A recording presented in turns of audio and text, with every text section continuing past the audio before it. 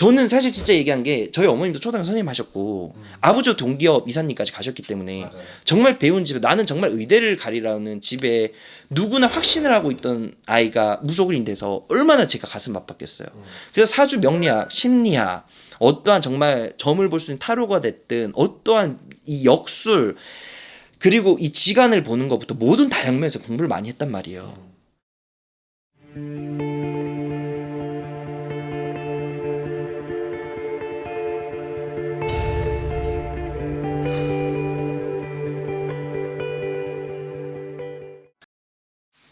네, 안녕하세요. 국년함의 변도령입니다. 안녕하세요, 감독님. 네. 요즘 제가 좀 자녀 상담이 많아요, 감독님. 그래요? 아마 그런 것 같아요. 어머님들께서 누구나 이제 와서 자녀를 상담할 시기인 것 같아요. 이제 초반 학기도 끝나고 여름이 다가오니까 수시도 넣어야 되고 학생들 이제 또 선생님 저희 자녀 제가 좀 소문이 났어요. 자녀들에 대해서 어떻게 키워야 될까요? 어떻게 해야 될까요? 이런 상담을 많이 하면서 제가 좀 느낀 걸 얘기를 해드릴게요. 감독님 자녀를 제가 상담하면서 가장 충격을 받는 건 뭔지 아세요? 어떤가요? 실질적인 건 이 상담하는 내담자인 부모에게 문제가 있어요. 이건 뭐냐? 사람은 팔자라는 거를 얘기를 해요. 점이라는 건 뭐죠? 팔자, 사주를 얘기를 하거든요. 이거는 오행을 뜻하는 목화토금수의 10가지의 한문을 가지고 이 꼴랑 이 10글자를 8칸에 대입을 해서 넣어서 인생을 평생을 판정을 짓는 걸 사주라고 얘기를 해요. 그걸 팔자라 얘기를 하고요. 그래서 아무리 신령님이 계시다 어쩌다 하더라도 이 사주가 확률적으로 보통 80% 90%는 들이맞거든요. 그래서 이거를 저는 어떻게 얘기를 하냐면요. 사주라는 건요. 성향을 뜻해요. 근데 대부분의 이 상담을 오시는 부모는요. 네. 내 자식이 내가 원하는 길을 살길 원해요. 또한 내가 못했던 거를 자녀가 하길 원한단 말이에요. 그래서 제가 항상 물어봅니다. 자, 그럼 과연 이 자녀는 누구의 자녀인가?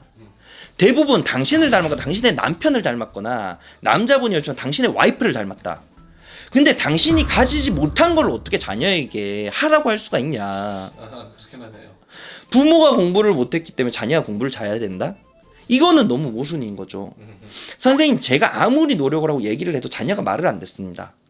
아니 그러면 본인은 어릴 적부터 부모님 말을 굉장히 잘 들었어요. 저는 그런 사람 한 명도 못 봤단 말이에요. 정말로. 맞아요. 각자가요 정말 신중 있게 생각해야 되는 건요. 본인들의 자녀는요. 본인이 아니면 본인의 배우자를 무조건 닮았어요. 그러면은 각자의 성향이란 게 있단 말이에요. 이 사람이 뭘 잘하냐, 뭐를 좋아하는지, 어떻게 다뤄야 되는지요. 객관적인 시선을 보면은 되거든요. 자 예를 들면 오늘 있었던 얘기를 해드릴게요. 네. 어제 어머님이 오셨는데 선생님 전 자녀가 걱정이라서 점사를 보고 싶어요. 자 근데 제가 이런 얘기를 합니다. 너네 자녀는 아무 문제가 없는데 너가 문제구나. 너가 고지식하고 너네 남편은 너무너무 자기가 자랑만 할 줄 알고 자기 위주로 살아야 되니 자식이 숨 쉴 공간이 없지 않냐. 이 자식이요. 근데 사주팔자 어떤 게 있는지 알아요, 감독님?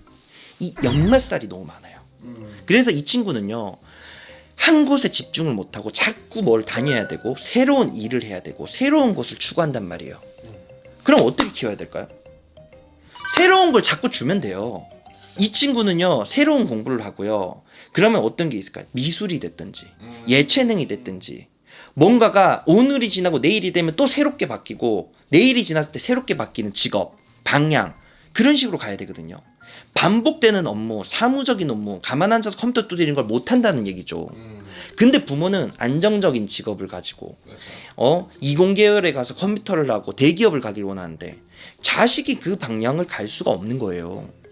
근데 자식한테 무조건 그 방향을 가라고 노력을 하라고 한다면 과연 자녀가 이걸 어떻게 버틸까요? 요즘 세상에 이런 친구들이 자라서 어른이 된 케이스가 너무너무 많아요. 그래서 이 코로나의 시기를 겪는 MZ세대들 이제 20대 중반, 후반, 30대 초반 사실은 진작에 사회생활을 시작하고 뭔가를 준비를 해서 해야 되는 친구들이요. 지금 딱 이 상황에 놓였어요. 저 선생님 뭐 할지 모르겠어요. 뭐 해야 될까요? 직업 뭐 할까요? 세상에 그 전 세계의 수많은 직업 중에 제가 뭘 하라고 어떻게 얘기를 할 수 있겠어요? 그건 무속인이 점을 못 보는 게 아니고 그들의 인생에 문제가 있는 거예요. 전 이 자리 빌어서 얘기하는데요. 아 제발 오지 마세요. 전 진짜 대놓고 얘기해. 인간 쓰레기 같다고 그래요. 저 뭐 할지 모르겠어요. 노력은 하고 싶지도 않고 공부를 하고 싶지도 않고 아무것도 하기 싫은데 그냥 잘 살고 싶어요. 세상에 그런 법이 어디 있을까요? 여러분 세상에 정답은 없고요. 못 살게 태어난 사람은 전혀 없어요.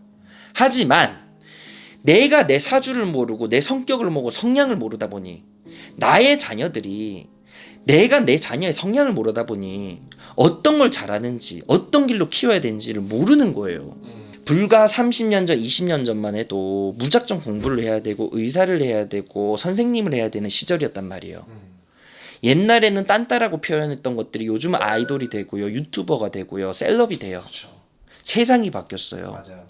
불과 10년 전에 공무원을 하고 대기업을 하면 튼튼하고 평생 직장을 다니고 대단했던 이 수많은 일들이 요즘 대기업을 다니면 보통 40대 중반에 거의 다 나오시거든요.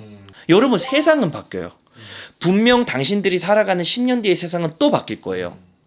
저 또한 바뀔 거고요. 무속의 세계도 또 바뀔 거거든요.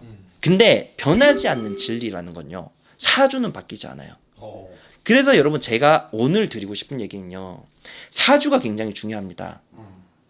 이 무식한 무속인들이 자기들은 신으로만 본다 이런 얘기를 하는데 아니 신령님도 높으신 신령님이 계신데 사주 철학까지 볼 줄 알면은 더 대단한 사람인 거지.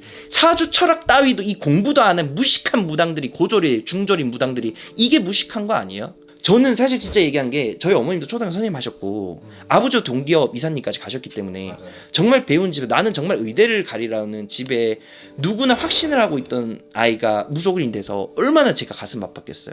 그래서 사주 명리학, 심리학, 어떠한 정말 점을 볼 수 있는 타로가 됐든 어떠한 이 역술 그리고 이 지간을 보는 것부터 모든 다양면에서 공부를 많이 했단 말이에요.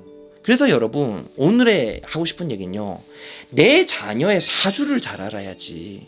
이 성향을 잘 알아야지만 내 자녀의 미래를 바꿀 수 있거든요. 제가 그래서 마지막으로 이 얘기만 해드릴게요.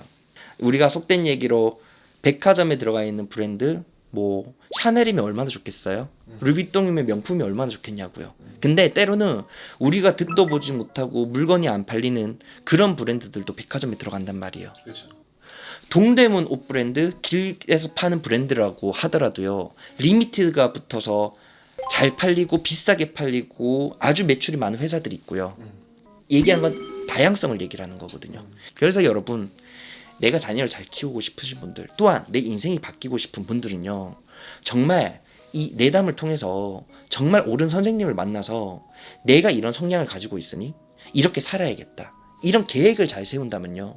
지금 힘들더라도 2년 뒤는 바뀔 수 있어요.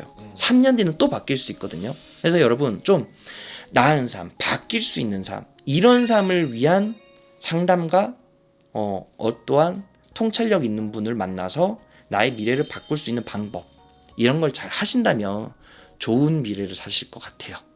궁금하신 분들은 따로 내담하셔서 자녀분들 궁금해요. 전 제 인생이 궁금해하는 분들 조금 성향에 대해서 알아가셨으면 좋겠고요. 다음에도 또 좋은 컨텐츠로 올게요. 감사합니다.